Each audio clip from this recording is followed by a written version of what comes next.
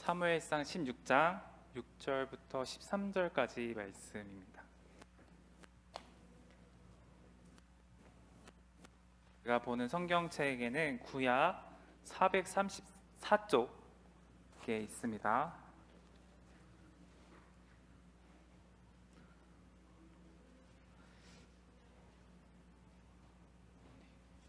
잘 되네요.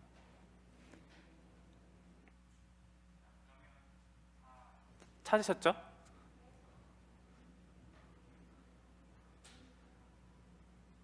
지금 못 찾은 친구가 있어서. 찾았어요? 찾은 거예요? 오케이. 네, 다시 한번 볼게요. 네, 다 찾으셨으니까요. 우리 한 절씩 교독하도록 하겠습니다. 제가 먼저 읽고 여러분 한 절 읽는 식으로 함께 읽도록 할게요. 제가 먼저 읽겠습니다. 그들이 오매 사무엘이 엘리압을 보고 마음에 이르기를 여호와의 기름 부으실 자가 과연 주님 앞에 있도다 하였더니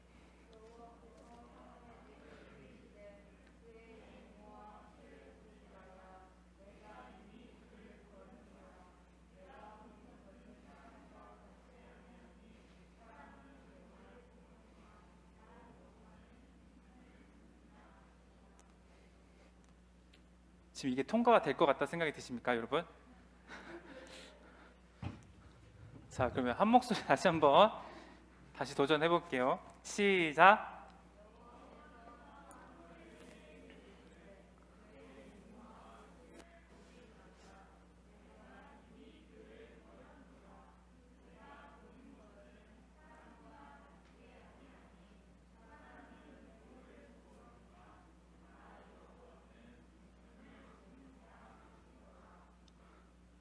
저기 이세찬 선생님, 혹시 이게 통과가 될 것 같다 생각 드십니까?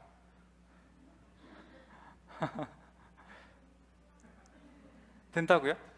아니라고요? 아니 뭐 어떻게 통과할까요? 넘어갈까요? 네. 너그러이시네요. 네. 이새가 아비나답을 불러 사무엘 앞을 지나가게 하매 사무엘이 이르되 이도 여호와께서 택하지 아니하셨느니라 하니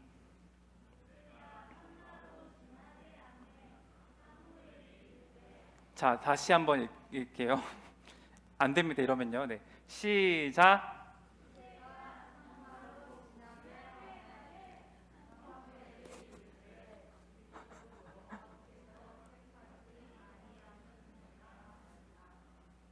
우리 이쪽만 한번 읽어볼까요? 여기 자 강규부터 시우리 해서 이쪽 측면만 다시 한번 9절 시작.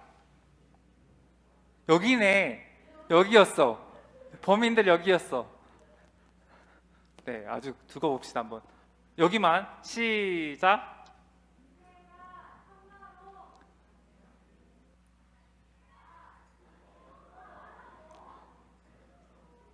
자, 우리 설교가 아마 오늘은 한 50분에 끝날 예정인가 봐요. 네. 다시 한번 기회 드릴게요. 시작.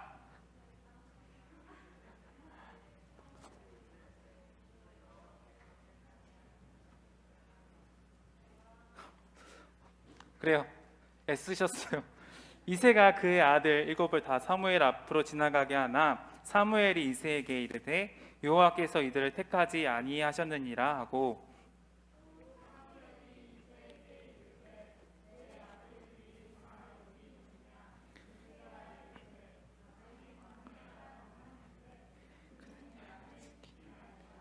사무엘이 이새에게 이르되 사람을 보내어 그를 데려오라. 그가 여기 오기까지는 우리가 식사 자리에 앉지 아니하게 하노라. 이에 사람을 보내어 그를 데려오매 그의 빛이 붉고 눈이 빼어나고 얼굴이 아름답더라. 여호와께서 이르시되 이가 그이니 일어나 기름을 부으라 하시는지라. 사무엘이 기름 뿔병을 가져다가 그의 형제 중에서 그에게 부었더니 이날 이후로 다윗이 여호와의 영에 크게 감동되니라. 사무엘이 떠나서 라마로 가니라. 아멘. 새로운 왕을 보았노라라는 제목으로 오늘 함께 말씀을 나누도록 하겠습니다.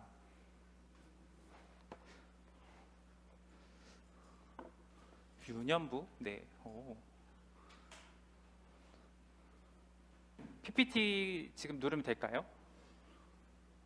네, 나오네요. 자, 근데 지금 이 검정 화면이 나와야 되는데. 잠시 PPT 화면을 네, 그렇게 해주세요. 네, 감사합니다.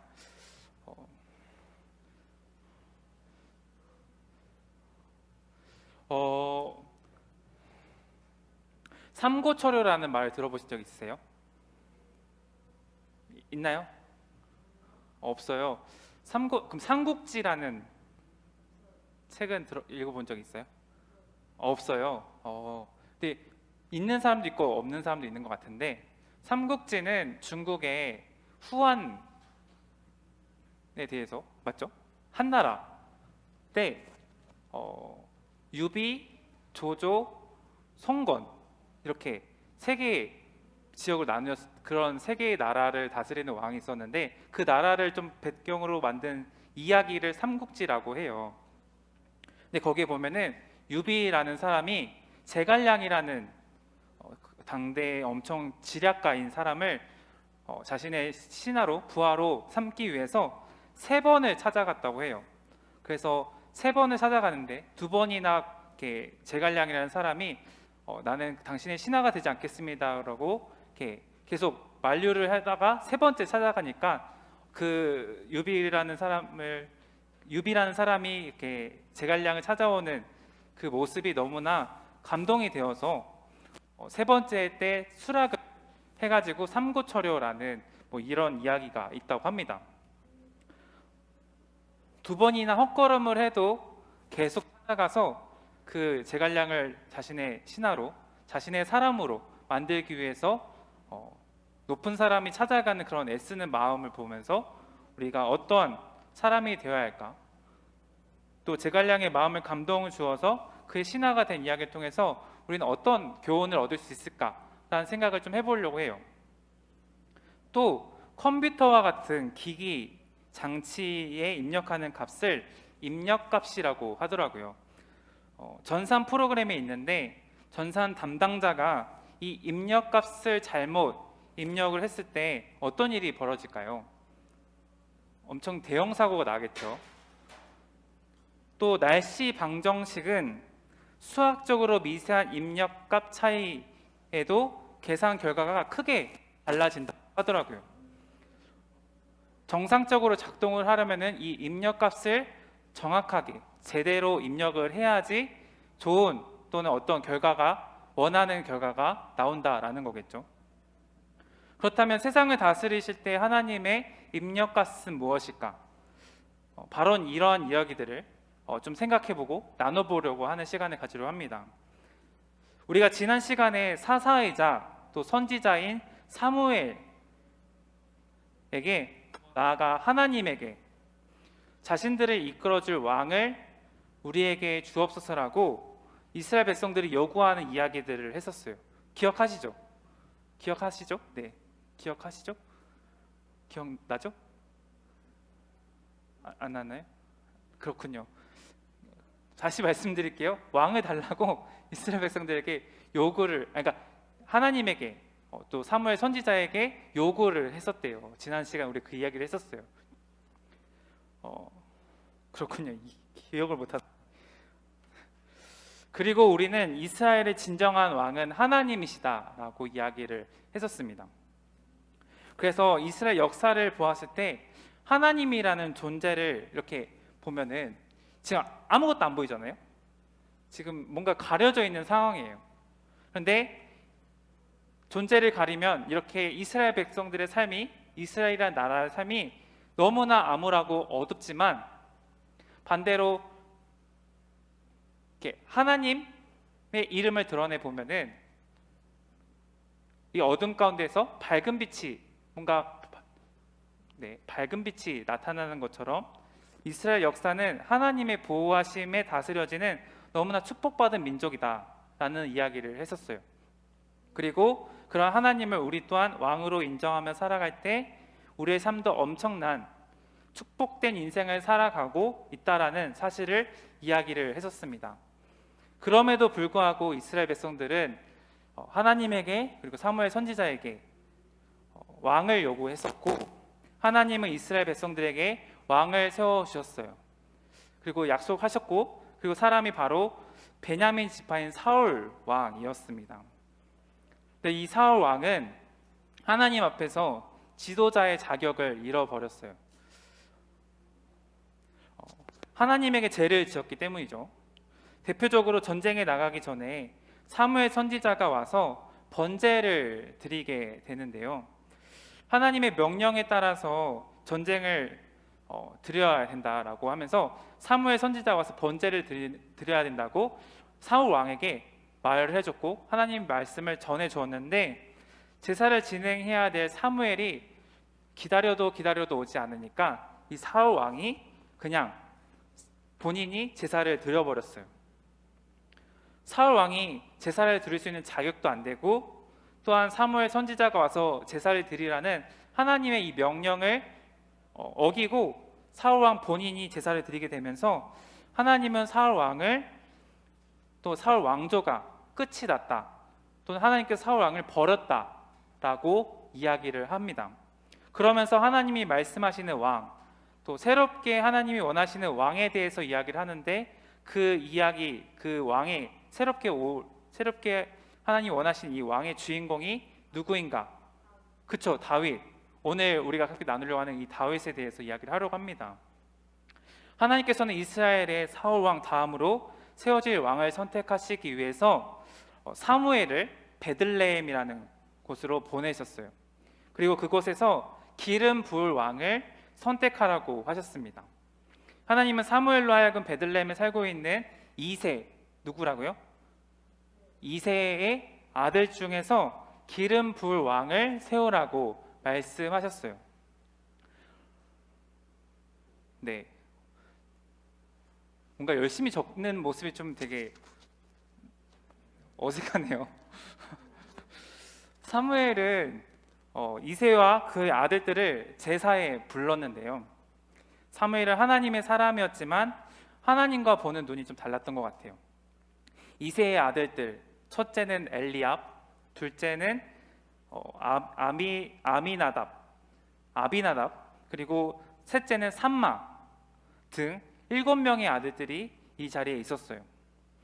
그리고 이 형제들이 모였을 때 사무엘은 그 중에서 첫째 엘리압을 보면서 그가 하나님께서 원하시는 왕으로 선택받은 사람이구나 라고 생각을 했어요. 그 이유는 7절에 엘리압의 용모가, 또 키가 사람들 보기에 건장하고 잘생겼기 때문이다. 뭔가 좀 이런 연상이 좀 될 것 같은데, 키가 크죠. 네, 저도 저렇게 한번 해보고 싶어요.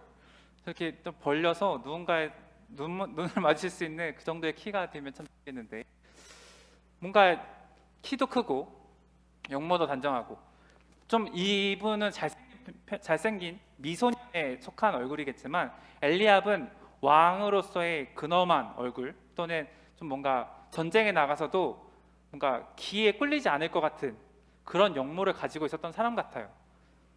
그런 사람이었던 것 같기 때문에 사무엘이 이 엘리압을 딱 보는 순간 이 사람이 하나님이 원하시는 왕이겠구나 생각을 했던 것 같아요. 여러분, 영화 관상 혹시 보신 적 있어요? 지금 몇 살이죠, 여러분?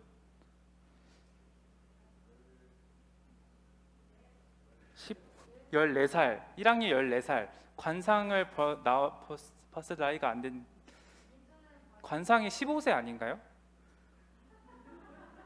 어떻게 봤지? 보호자 동반해서 봤구나. 그렇군요.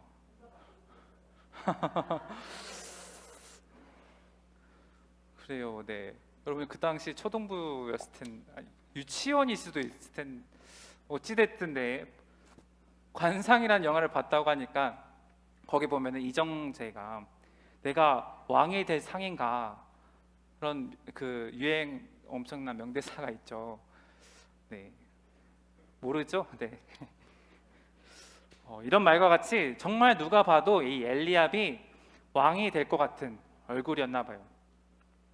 그러나 하나님께서는 이 엘리압이 아니라고 말씀하셨어요. 엘리압을 시작으로 이새의 7 아들들이 사무엘 앞을 지나가면서 그들이 모두 하나님께서 왕이 될 사람인가라고 평가했을 때 아니라고 하나님께서는 말씀하셨어요. 그때 사무엘은 이새에게 여기 있는 아들들이 전부냐라고 했을 때 이새는 양을 지키는 막내가 아직 있다라고 전해져요. 사무엘이 이새에게 아들들과 같이 오라고 초청을 했을 때 이새는 아직 이 아이가 무슨 왕이 되겠어 라고 존재감이 없는 다윗을 두고 왔다라고 하는 말을 하는 거죠. 근데 우리가 성경의 원리를 좀 보면요, 하나님의 원리를 보면은 하나님은 장자보다 차자를, 큰 자보다 작은 자를 선택하시는 원리가 있어요. 하나님은 사람의 약함을 통해서 하나님의 강함을 드러내시는 분이시기도 하기 때문에 하나님의 이러한 방법이 있는 거죠. 사무엘은 그렇다면 다윗을 불러오라고 합니다. 누가 봐도 왕이 될 것 같지 않은 이 막내 다윗을 하나님께서는, 그러니까 이 사무엘이 불러서 이 자리에 오게 해달라고 이야기를 하면서 그 막내가 올 때까지 식사를 하지 않고 기다리고 있겠다라고 하죠. 그리고 하나님께서는 그의 용모와 키를 보지 말라는, 마치 전도사님과 같은 사람에게 아주 위로가 되는, 용모와 키를 보지 말라는, 내가 보는 것은 사람과 같이 아니하니 사람은 외모를 보거니와 나 여호와는 중심을 보리라 말씀하시면서 들에서 양을 치는 막내 다윗을 택하셨습니다. 사실 다윗은 형들보다 나을 게 없었을 거예요. 왜냐하면 나이도 어리고 또 사울이나 첫째 엘리압처럼 용모가 왕이 될 것 같은, 그 당시 사람들이 모두가 인정해도 이 사람은 왕이 될 것 같은 풍채와 외모를 갖고 있는 것도 아닌데, 큰 것도 아닌데 그런 사람이 하나님께서는 왕이라고 말씀을 하시기 때문이죠. 전도사님이 우리 친구들과 함께 나누고 싶은 것은 바로 이거예요. 다윗은 왕의 자격이 없는 사람이었지만 하나님은 그를 들어서 사용하셨다라는 거죠. 전도사님이 항상 입버릇같이 하는 말이 있는데, 내가 할 수 있는 게 있을까? 또는 내가 뭐라고, 뭔가 어디 가서 내가 당당하게 뭔가 할 수 있는 자격이 없는 사람이라고 저를 항상 생각하고 낮추기도 해요. 그런데 하나님은 다윗같이 자격이 없는 사람이었지만 하나님은 그 사람을 왕으로 세워주셨다라는 것을 나누고 싶었던 거예요. 찰스 스윈돌이라는 어떤 학자가 있는데요, 이 사람이 하는 말이 있어요. 신학자예요. 우리가 원하는 사람은 아름답고 성공적이고 능력이 있는 사람, 매력이 있는 사람이다. 우리가 인정하진 않지만 표면적인 것이 우리를 감동시키고 매료시키지만 하나님은 그렇게 선택하지 않으셨다. 하나님은 아무것도 아닌 사람을 위대한 인물로 변화시킨다. 그 과정이 바로 다윗 이야기다라는 말을 했다고 합니다. 정말 그런 것 같아요. 하나님은 사막 뒤쪽에서 양을 치던 양치기를 그 당시에 세상에서 가장 강한 나라 애굽이라는 나라에 들어가서 그 애굽을 굴복시키고 이스라엘 민족을 데리고 나오게 한 모세의 이야기를 하나님께서는 말씀을 하셨죠. 그리고 하나님은 가난하고 무식한 갈릴리 어부를 베드로, 요한, 야고보를 통해서, 어쩌면 기독교 문화가 그들 통해서 전도 여행을 통해서 바뀌었잖아요. 서양 문명을 변화시켰어요. 그들 모두 별 볼 일 없는 어부였다라는 것. 또 너무 오래전이긴 하지만, 또 우리 생각했을 땐 하지만 문법을 공부하지 못해서 글을 쓸 때 단어만 나열을 했던 그런 어떤 청년이 최소 100만 명 정도의 사람을 전도하는 그 사람의 이름은 무디라는 사람도 하나님께서는 그렇게 사용을 하셨죠. 물론 똑똑하고 재능이 있는 사람도 있는 사람을 하나님은 사용을 하지 않는다, 또는 그 사람을 특별하게 생각하지 않는다라는 말은 아니에요. 그런 사람들을 하나님이 안 쓰신다라는 게 아니라는 거죠. 겉모습은 화려하고 또 학업 성적 너무나 잘 관리하면서 좋고 공부 잘하고, 누가 봐도 전도사님이 고등학교 때 또는 학창 시절 때 그 남들이랑 같이 똑같이 노는데 시험 보면 공부를 굉장히 잘 나오는, 시험 점수 굉장히 잘 나오는 그런 친구가 있는데, 그런 전도사님이 생각했을 땐 그런 재수가 없는 사람조차도 하나님은 쓰신다라는 거죠. 그런데 그렇게 운동도 잘하고 학교에서도 인기도 많은 모든 것을 갖추고 있는 사람이 정말 가장 중요한 하나님을 향한 사랑, 또 하나님을 향한 마음이 없다면은 아무 소용이 없다라는 거예요. 세상에는 인정을 받아도 하나님께는 인정을 안 받는다라는 거죠. 사울 왕이 바로 서지 못해서 하나님의 마음에 합한 왕이 되어야 했는데 세상의 기준에 합한 왕이 되어버렸던 것처럼, 아무리 외적으로 어떤 모습이 화려하고 아무리 너무나 세상이 인정하는 사람이라 할지라도 하나님의 마음에 합당하지 않다면, 하나님의 기준에 그 마음 가운데 합당하지 않다면은 아무 소용이 없다라는 것을 이야기하고 있는 겁니다. 하나님은 그런 사울을 버렸다라고 성경에서는 말하고 있죠. 16장 1절에 그렇게 써 있어요. 하나님은 하나님의 영광을 위해 살아가는 사람, 또 하나님을 위해 하나님께 모든 것을 맡기고 의지할 사람을 찾고 계십니다. 우리 중등부 친구들의 기준은 무엇인가요? 사람의 기준인가요? 아니면 하나님의 기준인가요? 하나님을 사랑하는 사람이 되길 원합니다. 하나님을 위한 삶을 살아가는 저와 여러분이 되길 소망합니다. 결론을 맺도록 할게요. 하나님은 나중된 자를 먼저 되게 하실 수 있는 분이셨습니다. 다윗의 아버지 이새에게는 중요하지 않고 생각하지도 않은 이 막내에게 하나님은 기름을 부어서 이스라엘 차기 왕으로 삼으셨어요. 하나님의 자유로운 기준에 따라서 나중된 자를 먼저 되게 하셨고, 또 낮은 자를 높이시고 왕위에 앉히셨어요.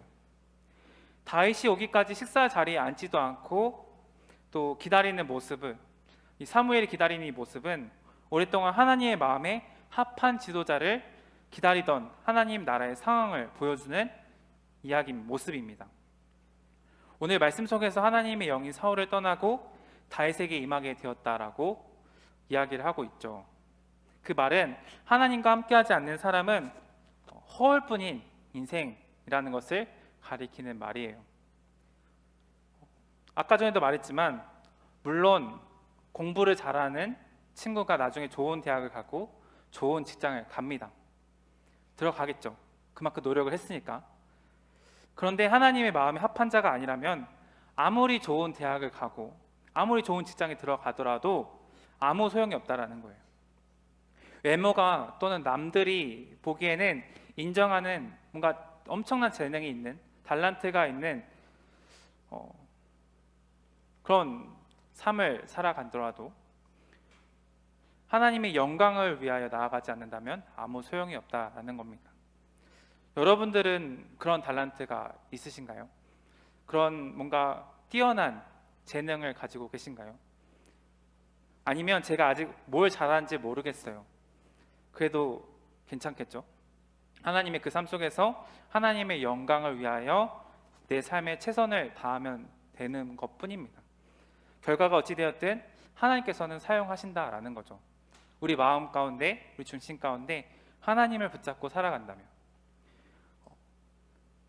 내 능력이, 하나님께서는 약한 자를 강하게 하시는 분이시기 때문에 내 능력이 약하든 또는 뛰어나든 아무 상관없이 우리 마음 가운데 중심이 하나님께 향해 있다면 하나님께서는 그것을 통해서 일하시고 역사하시는 분이십니다. 우리가 그것을 믿으며 나아가길 소망합니다. 함께 기도하며 나가도록 하겠습니다. 주님, 우리가 다른 것에 치우치지 않고 하나님께로 내 마음이 향하길 원합니다. 세상의 기준에 내 모습을 비추지 않고 하나님의 마음으로, 하나님의 눈으로 세상을 살아가는 사람